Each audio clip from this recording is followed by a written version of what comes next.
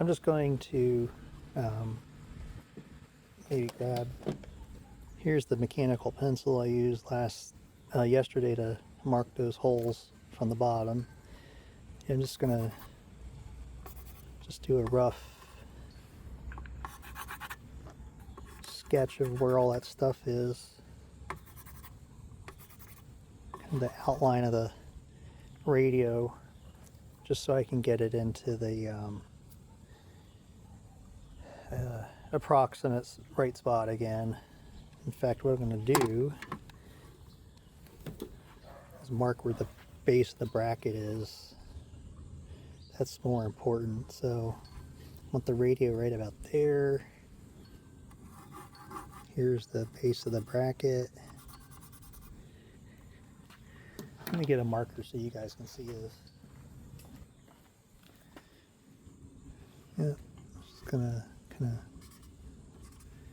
mark where the edge is.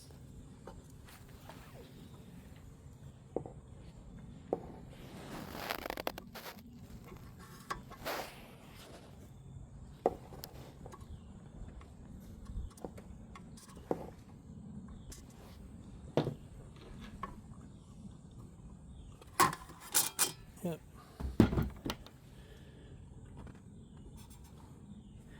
That's roughly where the bracket needs to go.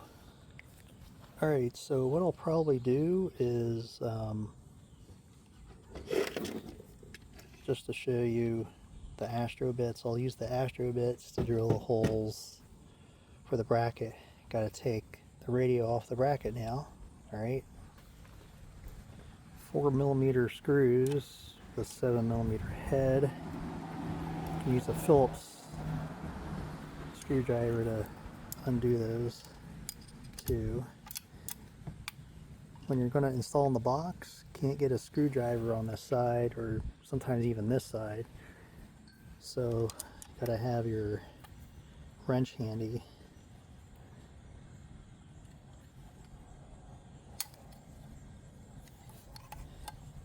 This just slides out like that.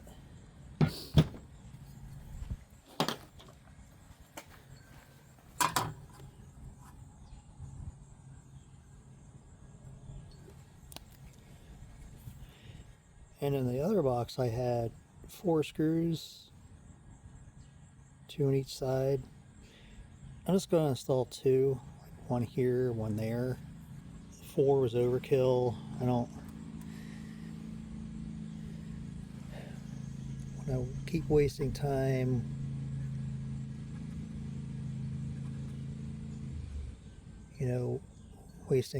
wasting time drilling holes, wasting hardware. So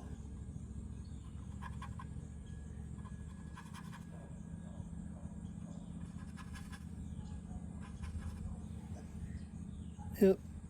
Alright, so that's where the holes that get drilled. If I'm not mistaken, smaller than the number 10 truss head machine screws, so the 3/16 bit is just a little too small to get a clearance hole for the number 10, but the 3/16 is big enough to get a proper clearance hole for these slightly smaller machine screws. Yeah, that's the 3/16, and 3/16 has flats on the shank.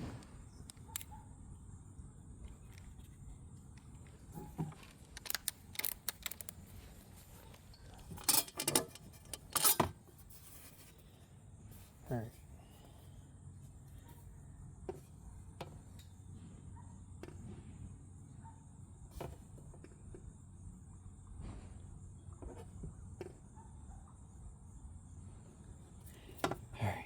Close enough. Remember, don't drill through your fingers on the backside.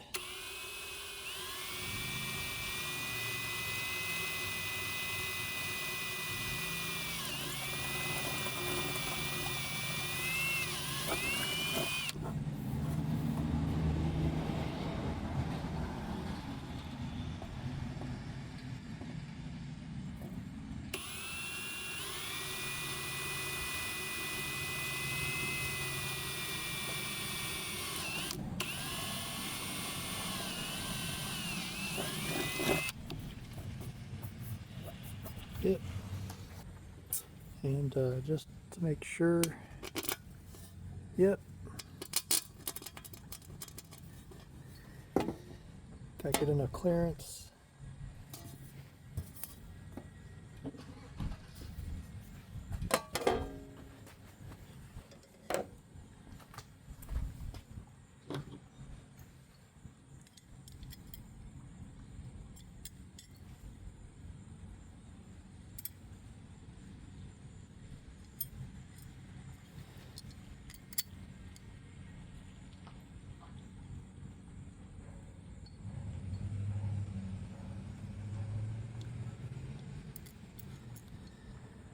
Just wondering if I should get a slightly bigger washer machine screw. So there's the difference in the washer sizes.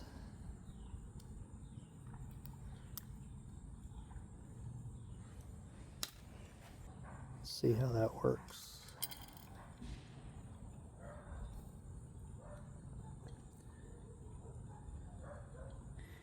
Yep, I think that's the ticket. I mean, the screw is a little loose in the washer, but that's no big deal here. It's not a structural application, really. I have grabbed the incorrect length. Yeah, a little bit too long. That's okay.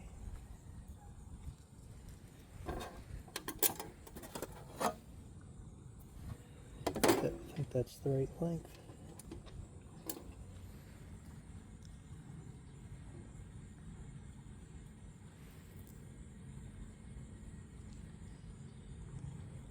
Yeah, so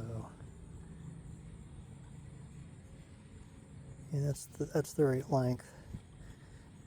No big deal. I think this can go hang down further than necessary, but I always just like using the correct size fastener if I can.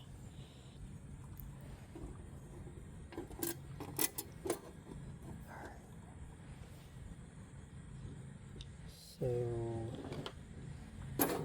what I will do, hold those in place while I get a properly sized washer on the back side.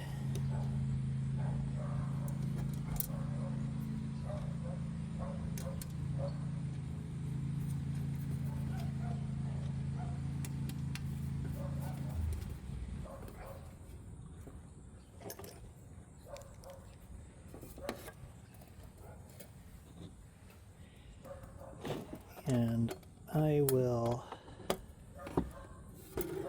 so these are 17/32 nut.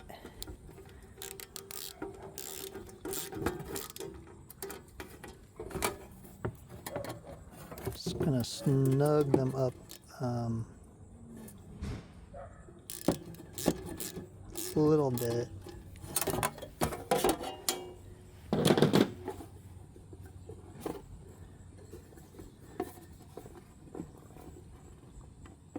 So I get the bracket where I want it.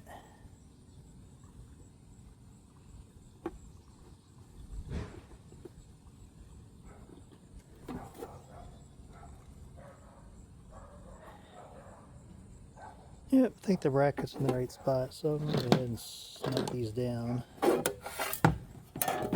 real.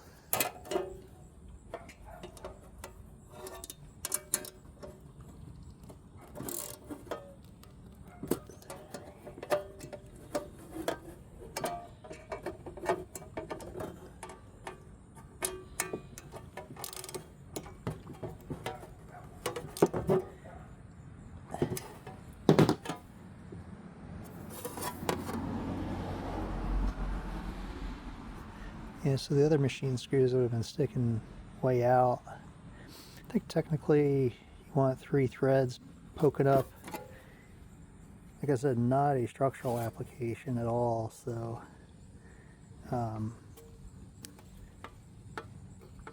that ain't moving around. Yeah, so you guys can see the rubber isolation mounts, how they're kind of flexible.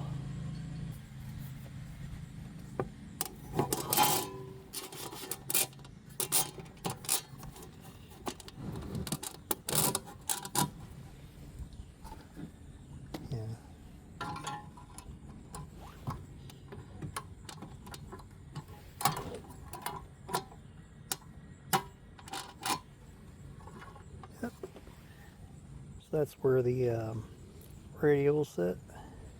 I don't have those new power pole blocks yet, so thinking about just installing the what I had in the other one, which was this.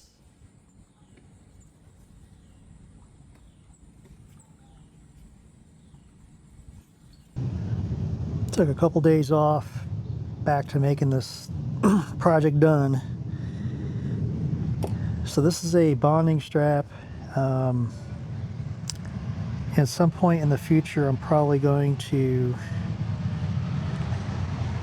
do a metal plate. Where is it? Do a metal plate right here and attach the bonding strap to that. But in the interim, it's just getting hooked up like the old box was. So it'll be like to that stud right there, and then to this fastener on the side of the radio. I'm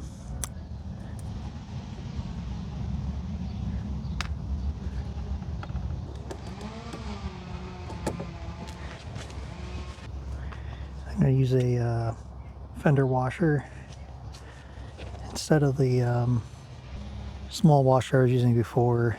With RF, it's all about getting width, not depth, due to skin factor.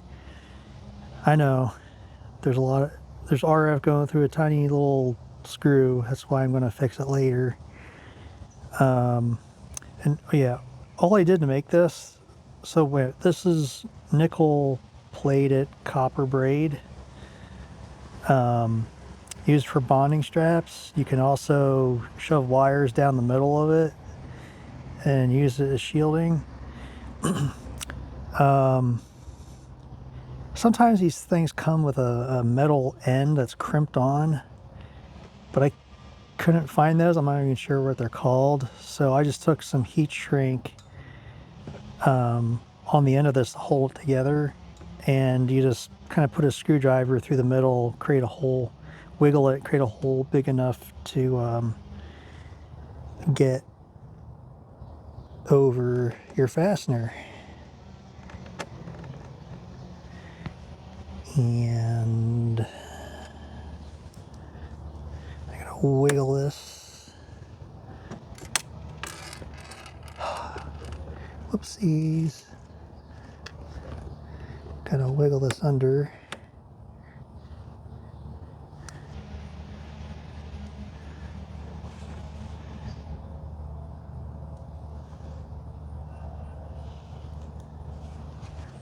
I'm just going with a longer machine screw. This is 4mm. Just like you can use this fender washer, it's slightly thicker than what I was going to use, and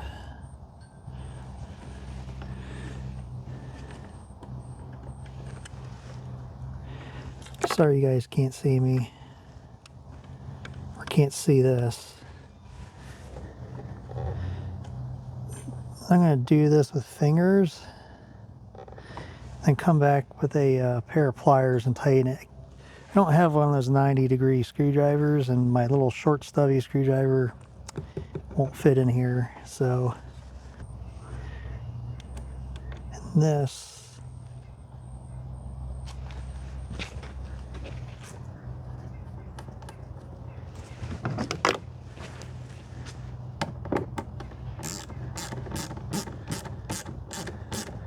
just gonna crank that down.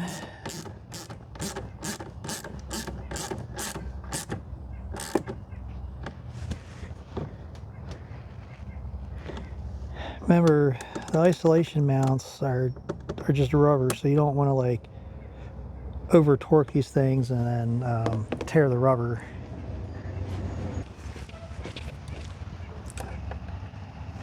Just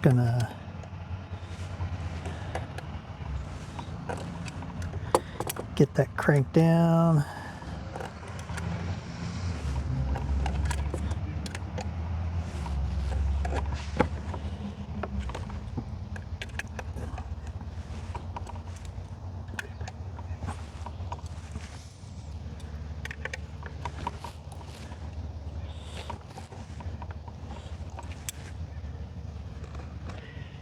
All right, that's good.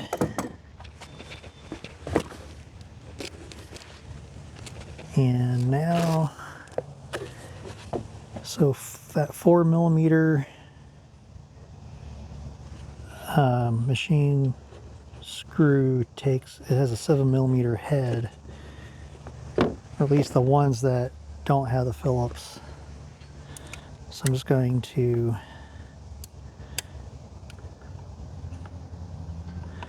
tighten them down. Don't over torque those. It's not really structural, so snug, don't like super tighten them.